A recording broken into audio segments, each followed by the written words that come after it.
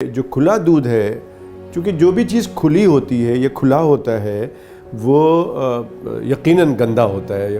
تو یہ تو بات سب کو پتہ ہے کہ کوئی چیز بھی اگر کھلا چھوڑ دے تو وہ پھر پرابلم کرتا ہے. تو کھانے پینے کی چیز تو ویسے بھی مجھے بچپن سے یاد ہے کہ ہمیں کہا جاتا تھا کہ جی کوئی بھی چیز کھانے پینے کی چیز ہے وہ اگر کھلے رکھی ہوئی ہے تو اس کو ڈھانک کر رکھ دو تاکہ کوئی اس میں گندگی نہ شامل ہو جائے.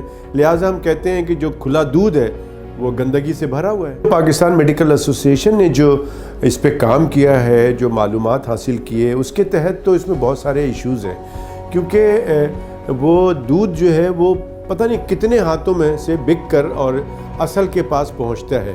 تو جب وہ ایک سے دوسرے کو بیچتا ہے تو وہ پھر اس کو ٹیسٹ کرتا ہے. اس کے ٹیسٹ کرنے کا طریقہ کار جو ہے بڑا ان ہائیجینک ہے، اور وہ نکال کے ایسے پیتا ہے، اس کو ٹیسٹ کرتا ہے، اور اسی میں جو بچا ہوا ہے وہ ہاتھ اسی میں واپس چلا جاتا ہے. پھر ہاتھ ڈال کے اس کی تھکنیس کو یا جو بھی ان کا طریقہ کار ہے کہ کتنا پیور ہے اس کو دیکھتا ہے. پھر اس کے بعد ہم یہ دیکھتے ہیں کہ جو ایک سے دوسرے میں جاتا ہے تو ہر آدمی اس میں کچھ نہ کچھ پانی ملاتا ہے تاکہ اس کے وزن کو بڑھایا جا سکے. تو لہٰذا ہم یہ سمجھتے ہیں کہ صرف یہ چیزیں جو ہیں وہی ان ہائیجینک ہے اور بہت ہی کنٹامنیٹڈ ہو جاتا ہے بہت ساری چیزوں سے. تو لہٰذا یہ جو ان کا چین ہے، یہ چین میں ہی بہت ساری گڑبڑ ہوتی ہے، اور پھر اس کے بعد جب اصل آدمی کے پاس پہنچتا ہے پھر وہ اس کو بوائل کرتا ہے یا چل کرتا ہے یا جو بھی طریقہ کار ہے، پھر اس کو جو لوگوں گھر لے کے جاتے ہیں تو بیچ میں ہی جب دودھ نکالا جاتا ہے بھینس سے یا گائے سے، وہاں سے سب باتیں شروع ہوتی ہیں گندگی. کیونکہ بھینس جیسے بیٹھتی ہے جب اس کو دھوتے ہیں تو وہ وہاں ہی گندگی لگی ہوتی ہے. پھر بالٹی جس میں وہ کنٹینر ہے وہ کنٹینر کنٹامنیٹڈ ہوتا ہے، جراثیم سے بھرا ہوا ہوتا ہے. اور پھر اس کے بعد جو طریقہ کار ہے اس میں ملاوٹ کا، اس کو چیک کرنے کا، کوئی سائنٹیفک طریقہ کار نہیں ہوتا اس کو چیک کرنے کا. پہلے اتنی معلومات نہیں تھی، پہلے کوئی سورس نہیں تھا.